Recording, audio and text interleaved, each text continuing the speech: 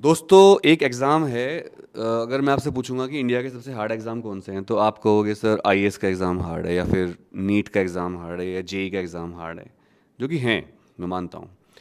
लेकिन अगर मैं आपको बताऊँ कि एक एग्ज़ाम और भी है जो कि बहुत हार्ड है, उस एग्ज़ाम का नाम है RBI, Reserve Bank of India grade B exam.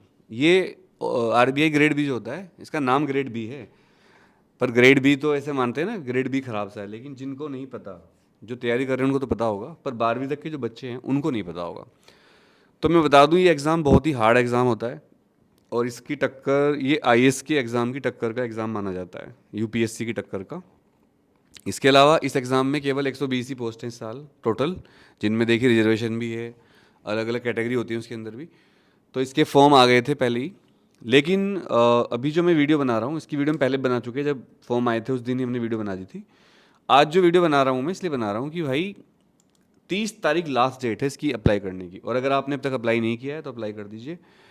और इसमें जो सैलरी है, अगर मैं आपको बताऊँ, आपका सिलेक्शन अगर हो जाता है तो मतलब महादेव अगर आपका सिलेक्शन कर देते हैं तो ये बात पक्की है कि आपकी बल्ले बल्ले हो जाएगी, क्योंकि इसमें सैलरी जो, एक तो सरकारी जॉब है, आपको ए ग्रेड के सिटीज़ में रहना पड़ता है। आरबीआई ग्रेड बी ऑफिसर्स को छोटे मोटे शहरों में नहीं रखा जाता, मुंबई, हैदराबाद, बड़े बड़े शहरों में इनके हेड क्वार्टर्स होते हैं, वहीं पर रखा जाता है।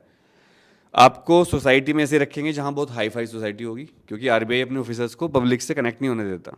ये जॉब आपको पब्लिक कनेक्टिविटी नहीं देती, पर ये जॉब आपको बहुत ज़्यादा रेस्पेक्ट और बहुत ज़्यादा तगड़ी सैलरी देती है, और आप मतलब एक और इसमें आप तरक्की करते करते आरबीआई की गवर्नर तक बन सकते हो। सैलरी की बात करें तो शुरुआत में ही 1.5 लाख रुपए की सैलरी है। सरकारी सैलरी 1.5 लाख रुपये बहुत ज़्यादा होती है।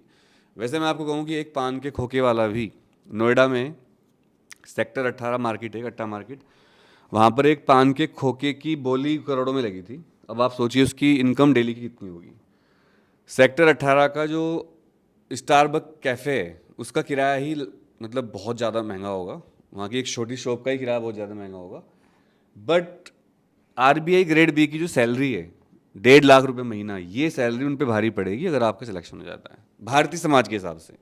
क्योंकि देखो, अगर एक सरकारी आदमी है, सरकारी छोटी सी जॉब वाला भी, और एक प्राइवेट सेक्टर का इंजीनियर है, तो समाज के अंदर, शादी के मार्केट में, समाज के अंदर या कहीं शादी में अगर वो जाएंगे या वो लोन लेने जाएंगे या किसी के साथ कोई पुलिस का केस हो जाता है, तो जो सरकारी आदमी होता है ना, उसको एक प्रोटेक्शन रहती है ऑटोमेटिक।